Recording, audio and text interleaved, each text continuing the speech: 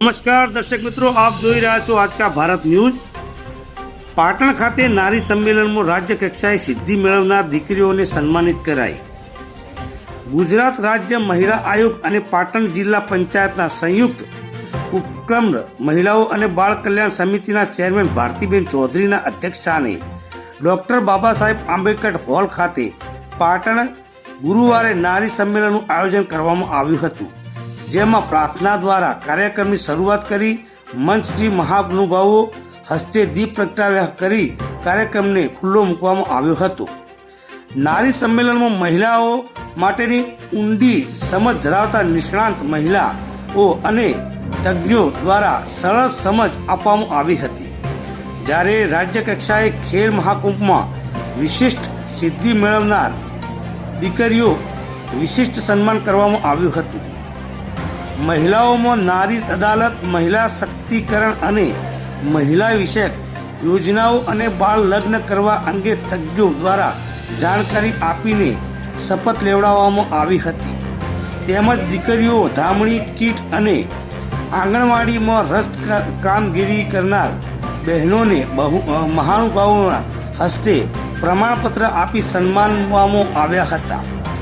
આ પ્રસંગે પાલિકા પ્રમુખ Shrimati Hiralben Parmar, programme officer Ranjanben Shrimali, CDPO Urmilaben Patel, સામાજિક અને રાજકીય આગેવાન સહિત મોટી સંખ્યામાં મહિલાઓ ઉપસ્થિત રહી હતી। Reporter Iqbal Shah, Aajka Bharat news, Patan.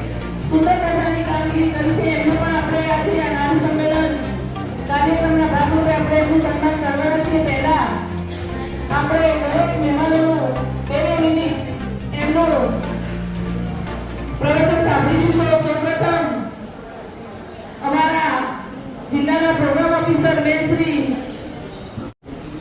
નમસ્કાર।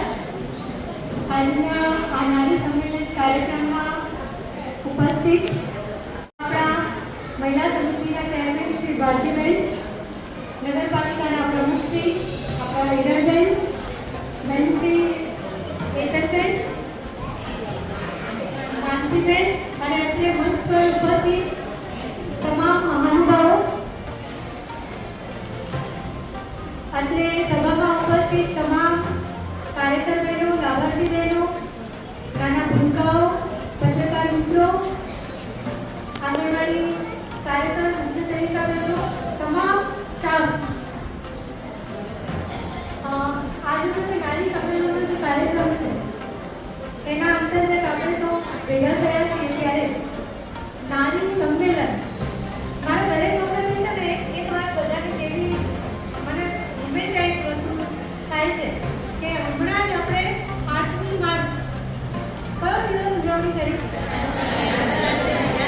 મહિલા સશક્તિકરણ। ઓકે, અને આજે કયો દિવસની ઉજવણી કરીએ છીએ? તો બધા નારી માટે જ આપણે પ્રોગ્રામો થઈ રહ્યા છે, બરાબર ને? કેમ આપણે નાર સંમેલન નથી ઉજવાતો? કેમ કેમ ભાઈઓ માટે કોઈ સંમેલન નથી થતું? કેમ? કારણ કે નારીઓમાં જાગૃતિ લાવવી જરૂરી છે, બરાબર છે? આપણે વાતો કરીએ છીએ, બરાબર છે? પુરુષ પ્રધાન સમાજ છે, પણ હજુ સ્ત્રી પોતે જ શક્તિ નથી માનતી પોતાને।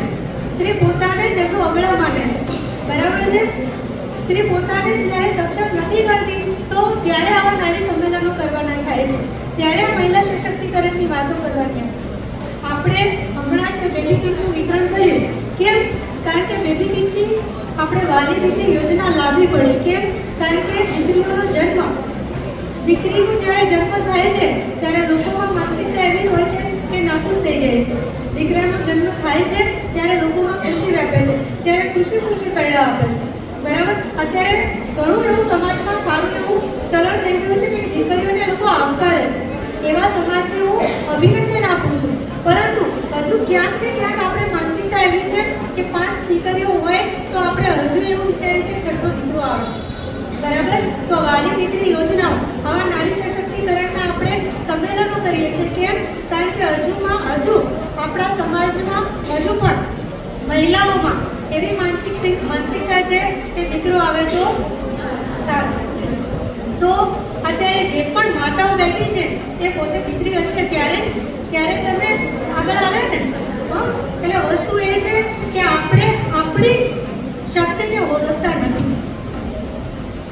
નારી સંમેલન કરીએ છીએ કે કોઈ પણ સંમેલન કરીએ, તમે સ્ત્રી શક્તિનું ઉદાહરણ જો. આપણે આરાધના શેનાથી કરીએ છીએ? માં સરસ્વતી, બરાબર ને?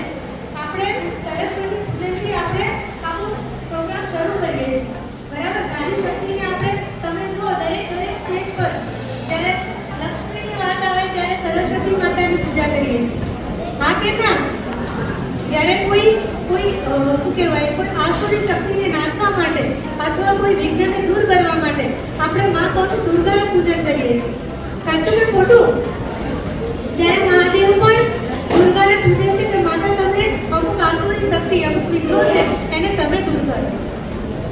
કાલે અહીંયા સાતરપુરમાં એક સરસ મજાનું કાલે પણ નારી સંમેલન યોજાયેલું. એમાં સરસ મજાની રંગોળી પૂરેલી હતી કે એક સ્ત્રીનું સ્વરૂપ દોરેલું હતું કે પોતે જગદંબા પણ છે, કે પોતે અન્નપૂર્ણા પણ છે, કે જે ઘરનું ગુજરાન ચલાવે છે, કે પોતે શિક્ષિકા પણ છે, કે પોતે આંગણવાડી કાર્યકર પણ છે. એ બધી જ કક્ષાએ એનું આવે છે કે હાથમાં ઝાડુ પણ છે, પુસ્તક પણ છે, લેપટોપ પણ છે, કાયદો પણ છે, બધી જ વ્યવસ્થા એના હાથમાં છે. એટલે નારી પોતે સક્ષમ નહીં થાય ત્યાં સુધી આપણે આવા સંમેલનો કરવા પડશે. પણ એનો મતલબ એવો નથી. આપણે બીજી એક વસ્તુ મારે ધ્યાનમાં દોરવી છે કે આપણે ઘણી વખત ભારતીબેન, મારા મહિલા મોરચાના જિલ્લાના મહામંત્રી બેન હેતલબેન અને શહેરના મહામંત્રી બેન શ્રી માનસીબેન તેમજ પ્રોગ્રામ ઓફિસર બેન શ્રી રંજનબેન, સુશીલાબેન, જેના થકી વારંવાર આવા કાર્યક્રમોમાં આવવાનો મોકો મળે છે એવા બેન, અને જેના માટે કાર્યક્રમ થઈ રહ્યો છે એવી સૌ આપણી તાલુકાની અને શહેરની બહેનો અને જે બાળકોએ ખરેખર આવું આપણે વિચારીએ કે આપણે આટલી ઉંમરે આવું ગીત પણ રજૂ કરી શકીએ. આપણે તો લગભગ જોઈ બી નહીં હોય આંગણવાડી, આપણે લગભગ ગયા નહીં હોય, પણ આપણે એટલા માટે ખુશ થવું જોઈએ કે આપણા જાગૃતિ માટે જો સરકાર આટલા સરસ આયોજનો કરી આપણા માધ્યમથી આપણા બાળકોના આ સ્ટેજ સુધી પહોંચાડવા મદદ કરતી હોય તો આપણે પણ જે ઘરની ચાર દિવાલોમાં ના રહી આવા બાળકોને આપણા બાળકોને આગળ વધારવા માટે પણ આપણે નારીએ જ આગળ હોવું પડશે. પિતા તો એની જે એના કરવાનું ગુજરાત ચલાવવા માટે મહેનત કરે જ છે, પણ માતાએ આપણા પોતાના માટે તો કરવાનું, પણ સાથે બાળકોને આગળ વધારવા માટે સૌથી મહત્વનું જે યોગદાન હોય તે માતા છે. માતા ઘરે રહી કામ નહીં કરતી એવું નહીં હોતું. એક માં જેવું છે કે જે દરેક બાળકનું સિંચન કરતી હોય, એની સાથે શિક્ષકો જોડાયેલા હોય. શિક્ષકો થકી જ આપણા બાળકોના સંસ્કારોનું સિંચન થતું હોય. અને એમાં સૌથી વધુ જો તમે જો ભરતીઓમાં જઈએ તો અગ્રેસર બહેનો હોય. બેને વાત કરી કે જેને સુનિતાબેન વિલિયમ હમણાં કે અંતરિક્ષમાં જઈને પાછા આવ્યા. તો આ નારી શક્તિ હોય છે કે જે કોઈ પણ જગ્યાએ જાય ત્યાં પાછી જ નહીં પડતી. જેમ કે પહેલું ઉદાહરણ મારા પોતાની જાતે લઈશ કે હું પણ એક ચાર દિવાલોમાંથી જ આવી હતી, અને તમારી બહેનો તમારા બધા થકી હું આટલે સુધી પહોંચી છું. તો મારા જેમ તમે પણ આગળ વધો. ઘણી જગ્યાએ જ્યાં રાખવું હોય કે આપણને કોઈની મદદની જરૂર છે ત્યાં આટલી બધી સળંગ બહેનો બેઠી છે, આટલી બધી વિશાળ સંખ્યામાં બહેનો છે, તો એકબીજાનો સંપર્ક કરો. વધુમાં વધુ લોકો આપણા લોકો પણ એક બીજું કે ઉદ્યોગમાં પણ જોડાય. હમણાં ઘરગથ્થુ ઉદ્યોગોનું પણ પ્રમાણ ખૂબ વધ્યું છે, તો એમાં પણ આપણી બહેનો અગ્રેસર રહે અને આપણા જ ઘરમાં મદદરૂપ થાય. એવું ના બને કે કોઈ બેન આગળ જાય ને એને આપણે પગ પાછો ખેંચીએ. સમજ્યા ને? આપણે દરેકે એકબીજાની મદદ કરીને આપણો જે સમુદાય છે નારીઓનો એ વધુમાં વધુ આગળ જાય અને જે યોજનાઓ સરકારની એનો વધુમાં વધુ લાભ આપણે લઈએ. આવા જે સંમેલનો જે સરકારને કરવા પડે એ ના ઉપરથી સન્માનવાના સંમેલનો કરવા પડે, જાગૃતતાના નહીં. નારીના સન્માન કરવા માટે સરકારના આયોજનો કરવા પડે. એવું એક આપણે ઉત્તમ ઉદાહરણ પૂરું પાડીએ. એ જ વસ્તુ ભારત માતા કી જય વંદે ભારત માતા કી જય. જય જવાન જય કિસાન. આજે આપણે નારી સંમેલનમાં પધારેલા આપણા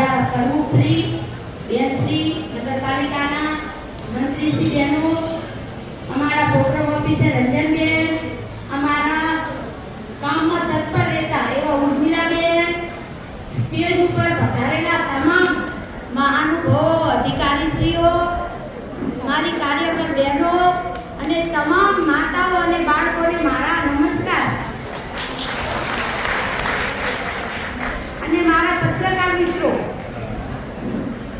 આપણા બધાને ખબર જ છે કે દીકરો એ ઘરનો દીવો છે, પણ દીકરી એ તુલસીનો કેરો છે અને હેતનો દરિયો છે. એટલે મારે એટલું જ કહેવાનું છે કે દીકરી બહારનો પણ દરિયો છે અને આપણે જાણીએ છીએ કે દીકરીને આપણે કેટલો પ્રેમ કરીએ છીએ, જેમ કે કાયમ આપણા ઘરે નથી રહેવાની હોતી. અને આપણે જોઈએ છીએ કે આપણી સરકાર નરેન્દ્રભાઈ મોદી સાહેબ, આપણા વડાપ્રધાન, આપણા મુખ્યમંત્રી સાહેબ, તેમણે દીકરી જન્મે ત્યારથી કરી અને દીકરી પગભર થાય ત્યાં સુધી કેટલી યોજનાઓ આપી છે અને તેમણે એક દીકરીની કેટલી ચિંતા કરી છે. તો આપણે બધાને વિનંતી છે કે જો સાહેબ આટલી ચિંતા કરતા હોય, આપણી સરકાર દીકરીની આટલી ચિંતા કરતી હોય, તો આપણે તો કરવી જ પડે આપણી દીકરીની. આપણી દીકરીને ખૂબ ભણાવો, પગભર બનાવો. આપણે 2 દીકરી હોય એમાં એક દીકરી સાસરે જાય જે પગભર નથી, તેને કોઈ વસ્તુ લેવી હોય, ક્યાંય બહાર જવું હોય, પછી એને કાંઈ બાળકો માટે ખરીદવું હોય તો એને કાયમ હાથ ફેલાવવો પડે, કારણ કે તે પગભર નથી.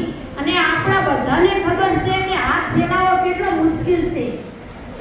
એટલે દીકરીને પગભર બનાવો. જો દીકરી પગભર હશે, તેના સાસરે જશે તો આપણે પણ ચિંતા નહીં હોય. એનું કારણ કે તે પોતે ગમે એવી મુશ્કેલીનો સામનો કરી પોતાના પતિને ગંભો મિલાવી અને પોતે ખૂબ મુશ્કેલીનો સામનો હસતા હસતા કરી દેશે.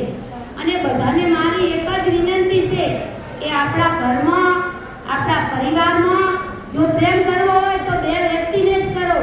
એક આપણી દીકરી અને બીજા આપણા વૃદ્ધ માતા પિતા, કેમ કે તે કાયમ આપણા સાથે નથી રહેવાના.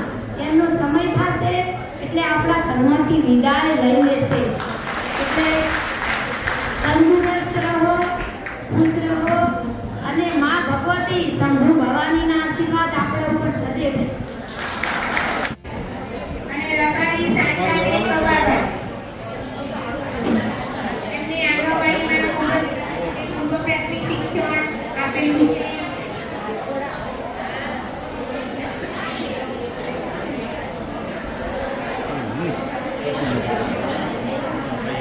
હટી જશે. એક જ મિનિટ હો. આ બાજુ જોજો બધા. 4થી બેન, 5મી બેન ને 6ઠ્ઠી બેન બધા બધી રાખજો.